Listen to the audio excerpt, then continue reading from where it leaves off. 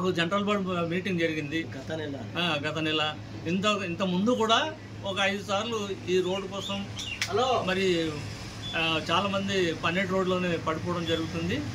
మరి పడిపోయి చాలామంది కాళ్ళు జబ్బలంతా కూడా విరిగిపోవడం జరిగింది. ఇప్పుడు కూడా మరి దానికి ఆర్ఎంబీ అధికారు ఆ రోజు జనరల్ బోర్డ్ మీటింగ్ వచ్చేసరికి మీరు ఎప్పుడు చేస్తారంటే మేము ఏం చేయలేమని చెప్పి చేతులు ఎత్తేసింది. చేతులు ఎత్తేసరికి మరి మేము కూడా మరి ఎందుకు చేతులు ఎత్తేసారు, పై లెవెల్గా మేము వెళ్తాం అధికారుల దగ్గర అని చెప్పి అనుకున్నాము. అనుకున్న తర్వాత లేదు మేము చేసి పెడతామని చెప్పారు. ఇప్పుడు దాకా కూడా చేసి పెట్టడం లేదు.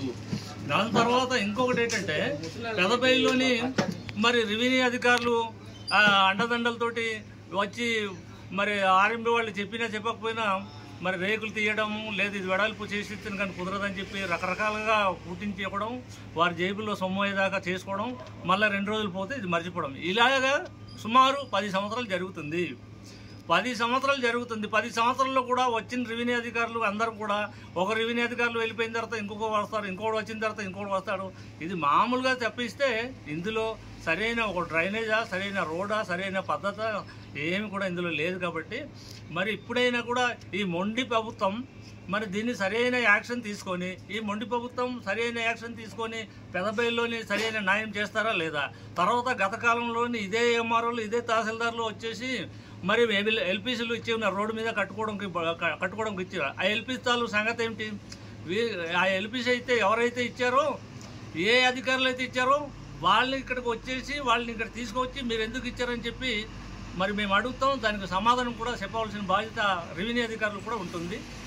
అందుకాబట్టి మేము దీనికి డిమాండ్ చేస్తున్నాం, దీనికి ఖండిస్తున్నాం.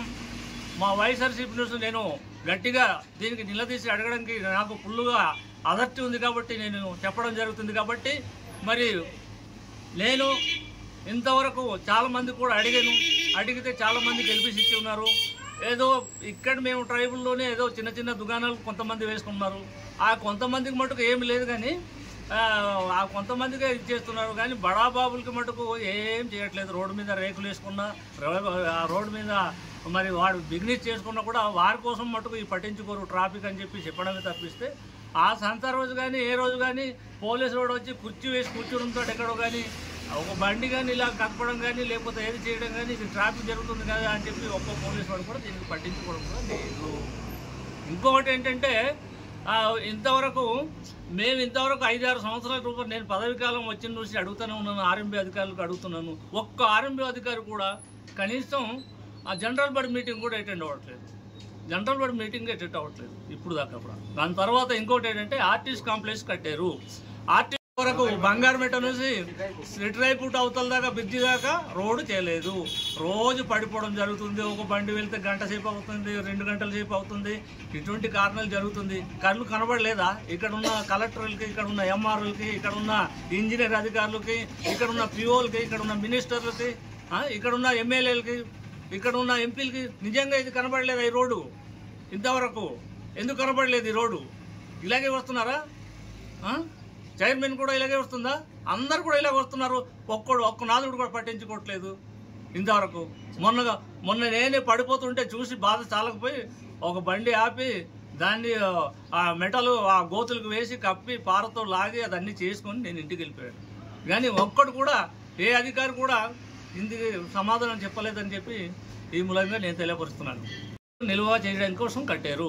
అక్కడి నుంచి ఒక బాత్రూమ్ కట్టాలి, ఒక అన్ని రకాలు ఉంటే చేసి ఒక కంట్రోలర్ పెట్టి లేకపోతే ఒక వాచ్మెన్ పెట్టి అదంతా చిత్తశుద్ధి చేసి అక్కడి నుంచి బస్సులు రవాణా చేయడం కోసం ఆ ఆర్టిస్ట్ కాంప్లెక్స్ కట్టారు. ఇప్పుడు దాకా దానికి ఎందుకు ఆర్టిస్ట్ కాంప్లెక్స్ అని చెప్పడానికి? అందుకని అది కూడా మా గిరిజనులకి 4-5 ఐదుగురికో పంచి ఇచ్చేస్తాను. ఏ అధికారులు వస్తారో చూస్తాను నేను, ఏ అధికారులు వస్తారో చూస్తాను. ఎందుకంటే ఇప్పుడు దాకా అక్కడ ఎందుకు పెట్టలేదు?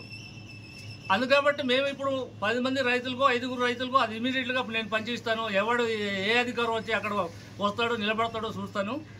ఇంతవరకు అది జరగలేదు కాబట్టి లేనంటి వాళ్ళకి అది పంచి పెడతాము. దాని తర్వాత ఏదైతే అది మేము చూసుకుంటామని చెప్పి నేను ఈ శవంకు ముఖాన్ని నేను తెలియపరుస్తున్నాను.